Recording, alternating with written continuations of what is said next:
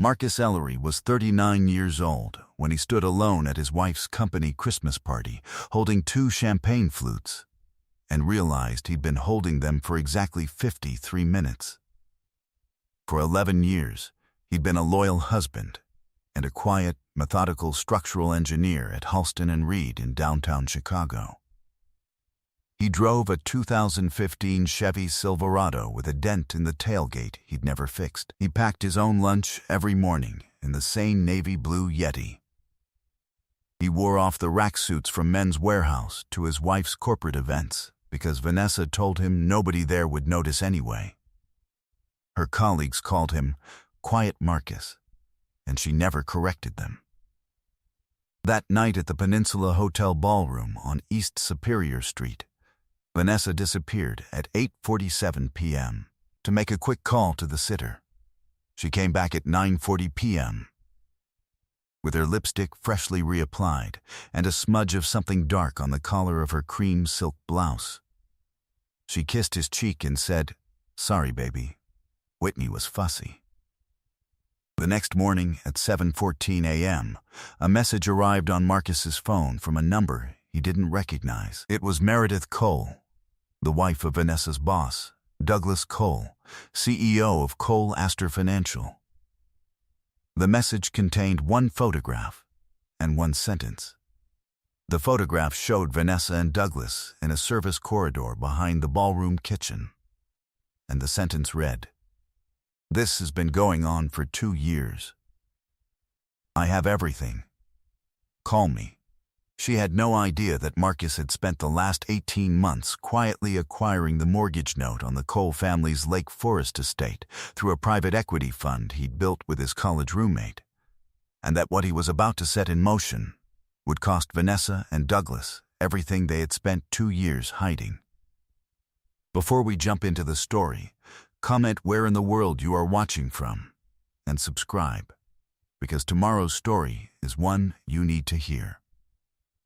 The alarm went off at 5:32 a.m. on the Saturday morning after the party. Marcus reached across the bed and turned it off before the second beep, the way he always did, so it wouldn't wake Vanessa. He sat on the edge of the mattress for a moment in the dark, listening to her breathing on the other side. It was slow and even. She had come home the night before smelling faintly of a cologne he did not wear, and she had gone to sleep with her back to him, one bare shoulder above the duvet, and he had lain awake for 2 hours, looking at the ceiling and cataloging the smudge on her collar. He got up quietly, pulled on his gray sweatpants and a Northwestern hoodie, and went downstairs. The kitchen was still dark, and the coffee maker clicked on at 5:45 a.m. the way it always did, because he had set it that way when they moved into the house on Bell Avenue in Winnetka 8 years ago. He poured the coffee into his thermos, black, no sugar, and screwed the lid tight. He opened the refrigerator and made a peanut butter and banana sandwich for his daughter Whitney, who was 7 and would be down for cartoons at 7, and he cut the crusts off because that was how she liked it. He wrote her name on the little brown bag in blue Sharpie and drew a small star next to it, because he had done that every Saturday since she was 3. He put the bag in the fridge on the middle shelf where she would see it. He sat down at the kitchen island with his thermos and his phone at 6:04 a.m., and he opened the message from Meredith Cole. He looked at the photograph for a long time. He did not zoom in. He did not need to. The angle was clear. It had been taken from the far end of a service corridor, through a slightly open door, and it showed Vanessa with her back against a stainless steel prep counter and Douglas Cole's hand on the small of her back below her blouse. Her head was tipped up toward his. The timestamp on the image, embedded in the file, read 9:18 p.m.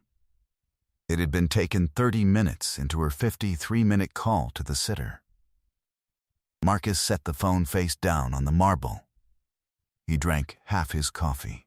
He listened to the refrigerator hum and the wind against the kitchen window and the small sound of the heating vent in the ceiling above him. His hand stayed still on the counter. His breathing did not change. He thought about the mortgage on the Winnetka house, which they had refinanced in 2021, and which was in his name alone because Vanessa's credit had been thin when they bought it. He thought about the trust his grandfather Ellery Marcus had left him in 2019, which Vanessa knew about only as a general fact and had never asked to see documented. He thought about the private equity fund he'd started with his college roommate Bennett Aoki in 2023, which Vanessa knew as some side project Marcus does with Bennett and had never asked to see the balance of. He thought about the fact that his wife had spent 11 years assuming she knew the ceiling of what her husband was worth, and he thought about the fact that she had been wrong about the ceiling for 11 years, and that she had never once, in 11 years, asked the question that would have shown her the ceiling. He picked up the phone and typed a message back to Meredith Cole. It said, "I'm free at 10 a.m. Where would you like to meet?" Her reply came at 6:11 a.m. Caffeine on Green Bay Road. Back booth. I'll be the one who looks like she hasn't slept. Marcus put the phone in his pocket. He finished his coffee. He heard Whitney's small footsteps on the stairs at 7:02 a.m., which was 2 minutes late for her. And he stood up to make her breakfast, because that was what Saturday looked like in his house, and he was not going to let anything happening upstairs change what Saturday looked like for his daughter. He drove to Caffini at 9:47 a.m. and parked the Silverado at the far end of the lot. He walked in wearing jeans and a plain gray Henley and his old brown leather jacket, and he ordered a black coffee at the counter and paid in cash.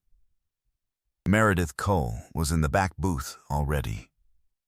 She was 46 years old, with dark hair pulled into a low bun and the kind of controlled stillness that comes from crying for a long time in private, and then washing your face and putting on lipstick anyway. Her hands were wrapped around a mug of tea. 2 manila folders sat on the bench beside her. He slid into the booth across from her. He said, "Thank you for reaching out." She looked at him for a moment. She said, "I'm sorry to be the one who told you." He said, "I would rather know." She said, "I've known for 14 months. I have hotel receipts, credit card statements, 3 private investigator reports, and 41 photographs. I have text message screenshots recovered from a shared iCloud account he forgot he'd added me to in 2018. I have a voice memo from June where he tells her he's going to leave me by Christmas. It is now the 5th of December. He said, "Why now?" She said, "Because 2 weeks ago, Douglas told me he was moving out on the 28th. He said he was going to file on the 2nd of January. He said we would sell the Lake Forest house and split the proceeds, and that his lawyer had already drawn up the paperwork, and that he expected me to be reasonable. I have been reasonable for 22 years. I do not intend to be reasonable for the next 22. She slid one of the folders across the table. "This is your copy. Everything is dated, sourced, and cross-referenced. My attorney has the originals in a safe deposit box at Northern Trust. Her name is Adrienne Vashti. She's expecting your call." Marcus opened the folder. He looked at the first page. It was a summary index. He read it slowly, top to bottom, and then he closed the folder and put his hand flat on top of it. He said, "You did this yourself." She said, "I was a paralegal for 9 years before I married him. I never stopped keeping records." He said, "What do you want out of this?" She said, "I want the Lake Forest house. I want the Aspen place. I want the retirement accounts he thinks are protected because they're in his name. I want him to understand, in the most specific way possible, that the woman he assumed would fold is the woman who owned the map the whole time." She looked at him. "What do you want?" He said, "I want my daughter to grow up in a house where her mother's absence at the Christmas party is not a mystery anyone in her school will ever know about. I want Vanessa to sign a divorce agreement in which she waives spousal support, keeps her clothing and personal items, and walks away from every asset she assumed she was entitled to. I want Douglas Cole to lose the thing he thinks he cannot lose." Meredith Cole looked at him for a long moment. She said, "And what is that?" He said, "His company." She did not say anything. She picked up her tea and drank from it. He said, "Cole Astor Financial is publicly traded on the Nasdaq under the ticker CLA. Douglas owns 11% personally and controls another 9% through the Cole Family Trust, which under the trust's own bylaws requires spousal signature for any transfer or disposition of the shares held in it, because your father-in-law wrote it that way in 1994. That gives you an effective veto over 20% of the company at any board vote, including a vote of no confidence." He paused. "My fund holds 14% of CLA as of Thursday's close. My partner Bennett Aoki holds another 6 through a Cayman vehicle. Between us, Meredith, and your trust, we hold 40% of a company where the board requires a 2/3 majority to retain the CEO in a contested vote." She set the tea down. She said, "How long have you been holding 14%? He said, 18 months. She said, "Why?" He said, "Because 2 years ago Vanessa came home from a company retreat in Sedona and mentioned, in passing, that Douglas Cole was going to be the richest man in the Midwest by the time he was 60. And I thought that was an unusual thing for my wife to say about her boss. And I made one phone call to Bennett the next morning." She said, "You've known for 2 years. He said, "I've suspected for 2 years. I confirmed 22 minutes ago when I read the 3rd page of your folder." She looked at the folder. She said, "The Sedona Retreat." He said, "The Sedona Retreat." She was quiet for a moment. Then she said, "Marcus, I am going to ask you one question, and I need you to answer it honestly. Did you marry her before or after you knew you would be wealthy?" He said, "I married her when I was 27 years old, 6 months out of graduate school, making $61,000 a year at a firm in the Loop. My grandfather did not die until I was 35. My fund did not exist until I was 37. She met me when I was a man who packed his own lunch, and she married me because she said she loved a man who packed his own lunch. And she has spent the last 4 years telling her friends I am boring because I still pack my own lunch." Meredith Cole said, "Then let's ruin them." Marcus drove home from the coffee shop at 11:14 a.m. and parked in the driveway of the house on Bell Avenue. He sat in the truck for a moment with the engine off, listening to it tick as it cooled, and he watched the front window where the Christmas tree was lit and Whitney was on the couch watching something on the iPad in her pajamas. He got out of the truck. He went inside. He hung up his jacket in the mudroom the way he always did. He kissed the top of Whitney's head. He said, "Hey, Bug." She said, "Hi, Daddy." Vanessa was in the kitchen in her robe pouring coffee. She said, "Where were you?" He said, "Hardware store.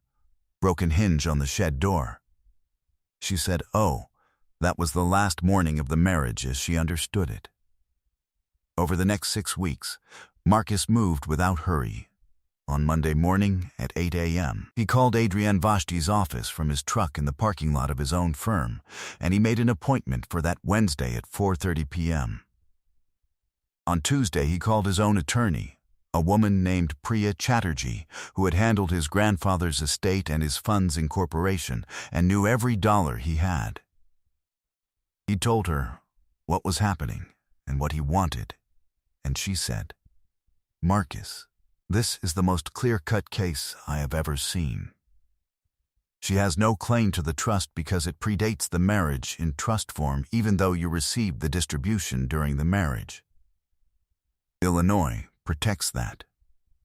She has no claim to the fund because it was capitalized entirely from the trust, and she is not listed on any operating document. She has a marital interest in the house, which we will address in the settlement. Everything else is yours. She will leave with what she brought in, which is her car, her clothes, and a retirement account from her first job before Cole asked her. He said, "Get me a signed agreement by January 31st. She said, "I'll have a draft by the 18th. On Wednesday at 4:30 p.m., he met Adrienne Vashti in her office on North LaSalle Street. She was 52 years old, silver-haired, wearing a charcoal suit and reading glasses on a chain.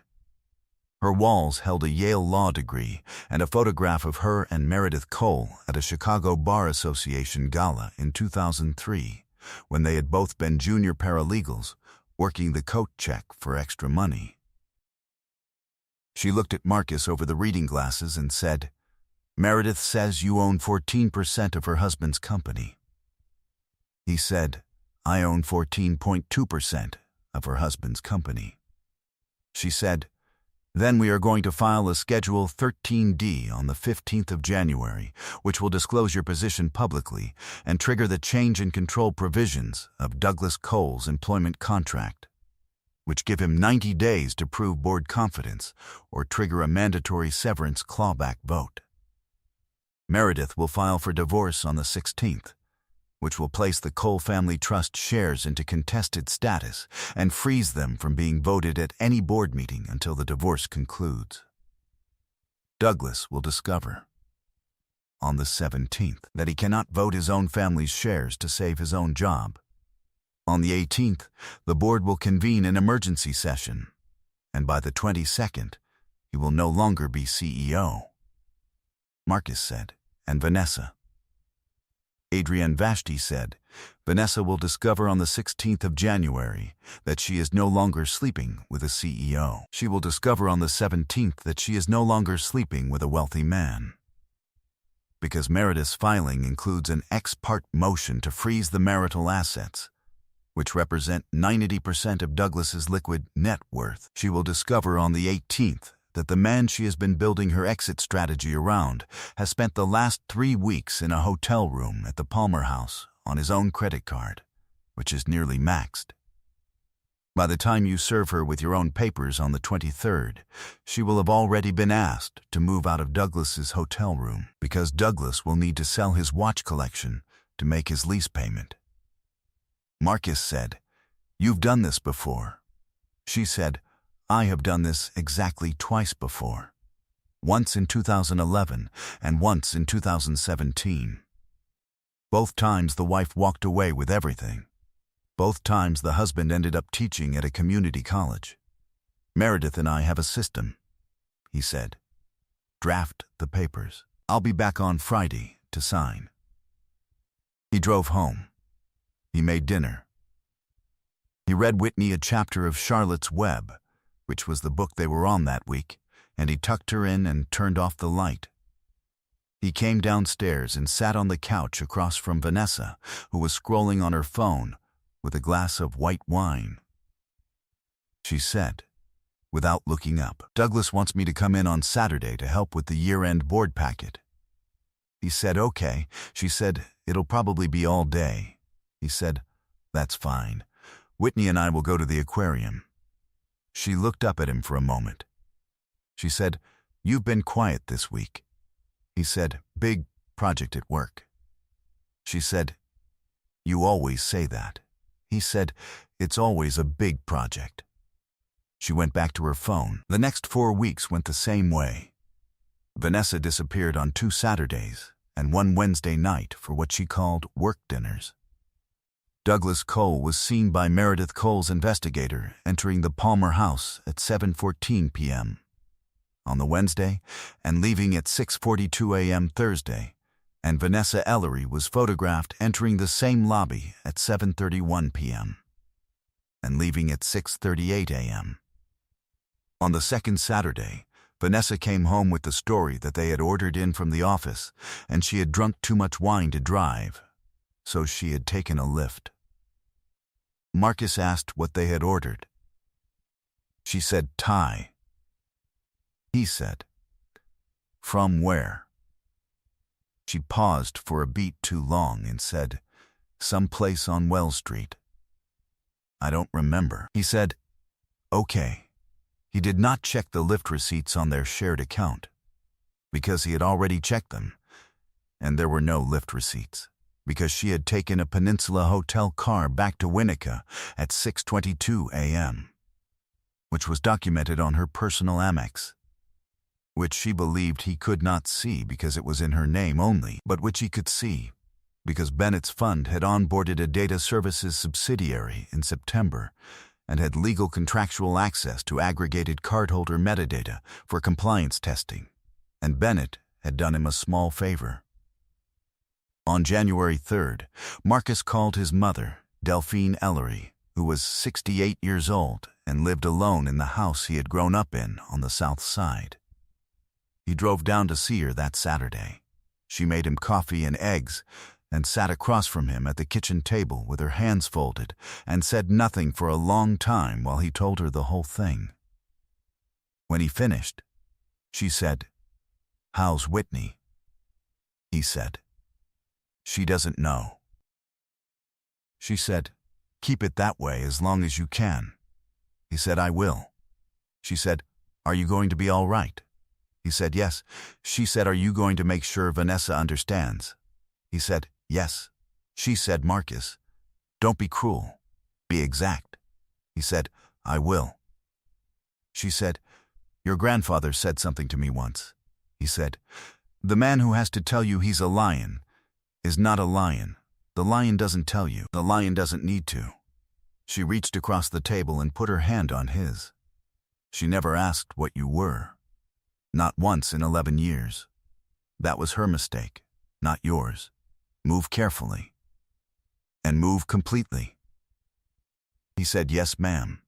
He drove back to Winnetka. On January 15th at 9 a.m., Bennett Aoki filed the Schedule 13D with the SEC on behalf of Aoki Ellery Capital Partners, disclosing a combined 20.2% position in Cole-Aster Financial. The filing hit the newswire at 9:03 a.m. CLA opened down 4%. By 10:15 a.m., it was down 11%. By close, it was down 18%. Douglas Cole called an emergency board meeting for the 17th.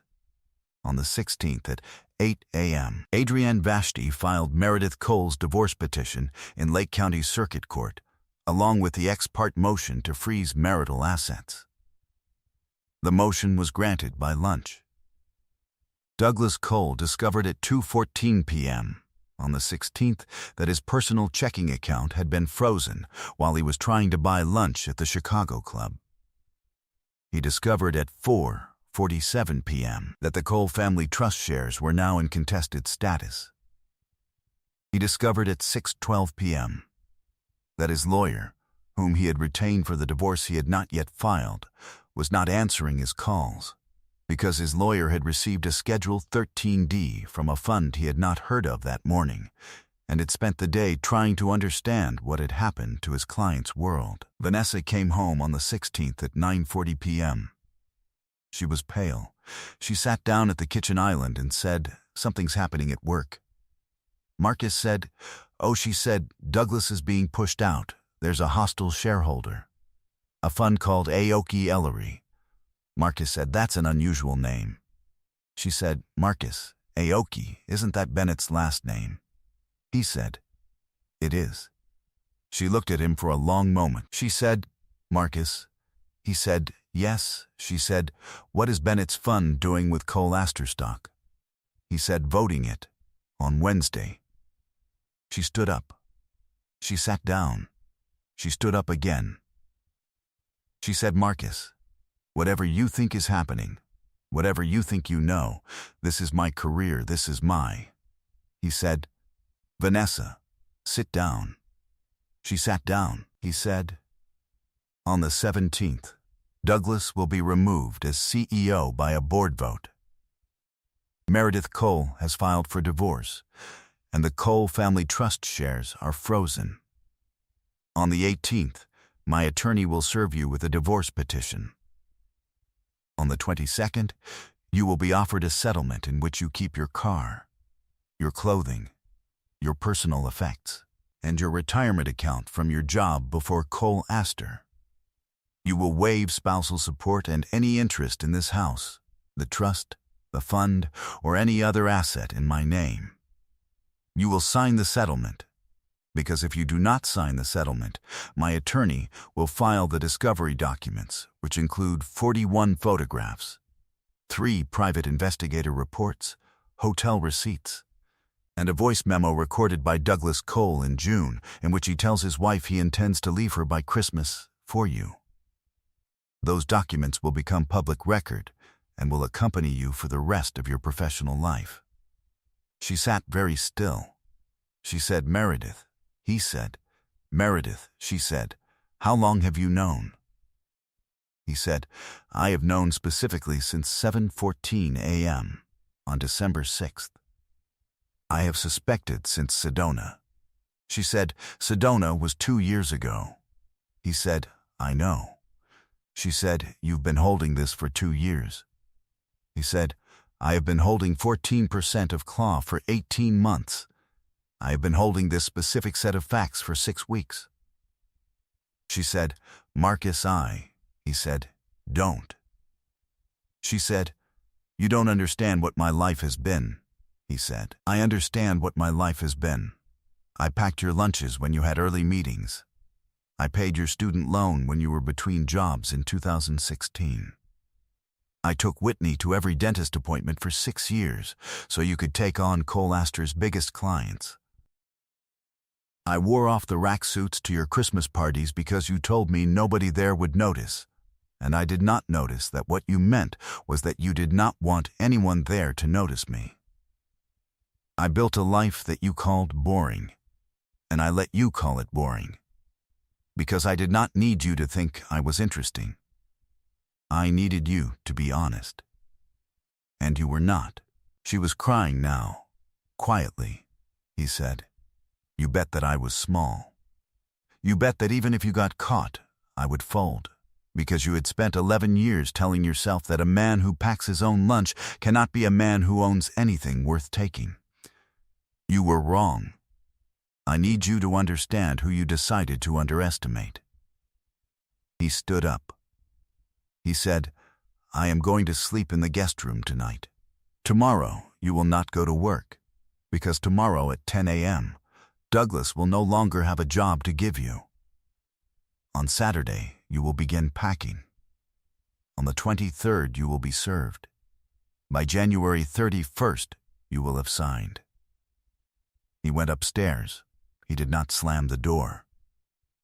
On January 17th at 10:47 a.m., the Cole Astor Financial Board voted 6-3 to remove Douglas Cole as CEO effective immediately, citing loss of shareholder confidence and pending personal litigation. The interim CEO named was the CFO, Rashida Okonkwo, who had been passed over twice by Douglas for promotion and who had received a private call from Bennett Aoki at 7:30 that morning, explaining the vote and the fund's continued confidence in the company under new leadership.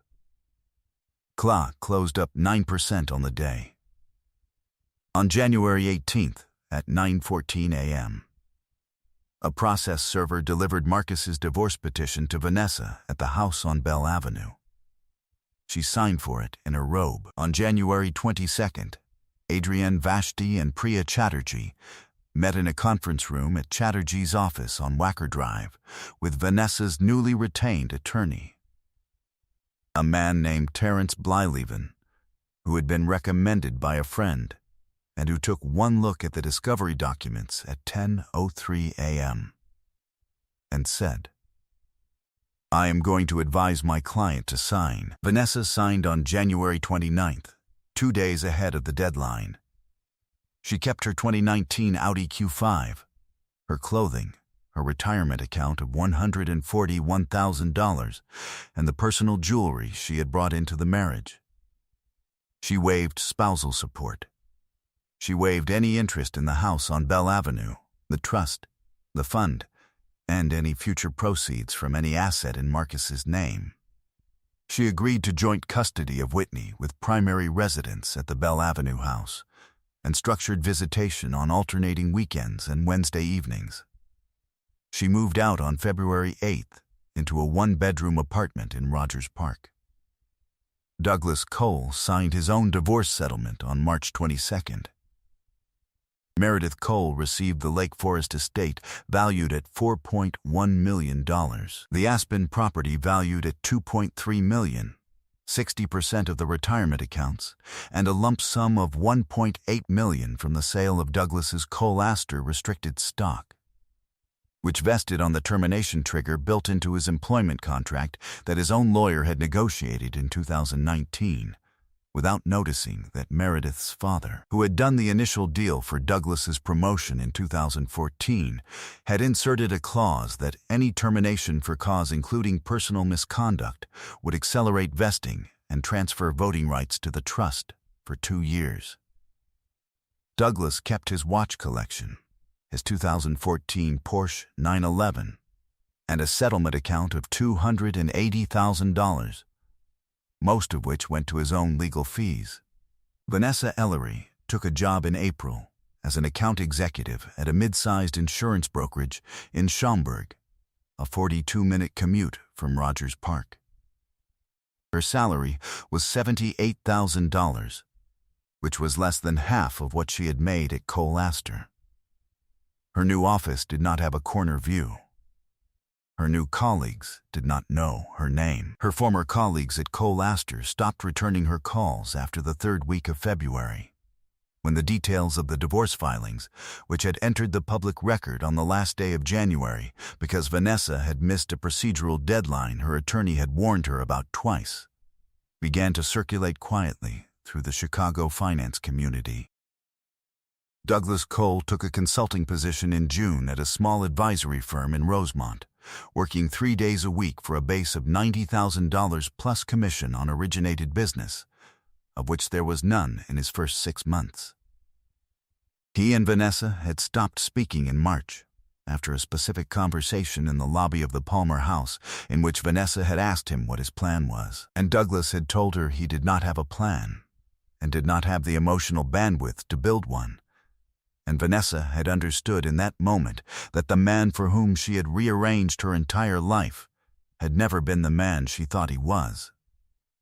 He had been an upgrade in her imagination. In practice, he was a 58-year-old former executive with a Porsche he could not afford to insure and a divorce settlement that would run out by August. She left the Palmer House lobby that afternoon and did not answer his calls again. Meredith Cole called Marcus on the first Saturday of May at 10:12 a.m. She said, "How is Whitney?" He said, "She's good. She's building a birdhouse with me this weekend." She said, "I wanted to say thank you." He said, "You did all of it." She said, "I documented it. You did it." He said, "Meredith, we did it together." That's the answer. She said, "How are you?" He said, "I'm all right." She said, "Marcus, you should know that Douglas asked me last week if I would consider a reconciliation." Marcus said, "What did you tell him?" She said, "I told him that I had spent 22 years being the woman who kept his life running, and that I had discovered in the last 6 months that I liked my life better when it was running for me." Marcus said, "Good." She said, "Take care of yourself." He said, "You too." They did not speak again for a long time, though they saw each other twice a year at a small dinner Bennett Aoki hosted at his home in Oak Park, where the guests were all people who had helped build something quietly and preferred to keep it that way. On the last Saturday in October, Marcus sat on the back porch of the house on Bell Avenue in a cedar Adirondack chair he had built himself the summer before. Whitney was in the yard raking leaves into a pile so she could jump in it and the light was that particular late afternoon October light that goes gold through the trees on the North Shore. He had a mug of coffee that had gone slightly cold on the arm of the chair. He was not checking his phone. Bennett was flying in on Thursday to close the claw position at a total return of 141% over 18 months, which after fees would net Marcus's personal account approximately $11.4 million. On top of the trust and the house and the funds carry, none of which Vanessa had known existed on the morning she had smudged her lipstick in a service corridor at the Peninsula Hotel and come back to the ballroom and said, "Sorry, baby." Whitney was fussy. Whitney jumped into the leaf pile and screamed with delight. Marcus stood up. He set the mug on the porch rail. He walked down into the yard. He picked her up and swung her in a circle and set her back down in the leaves. She said, "Daddy, do it again." He said, "One more time." He did it one more time. Then he sat down in the leaves next to her, and he did not check his phone, and he did not look back. I hope you enjoyed that one. Be sure to like the video and subscribe, so you don't miss the next story. I've picked out 2 more for you that I think you'll really like.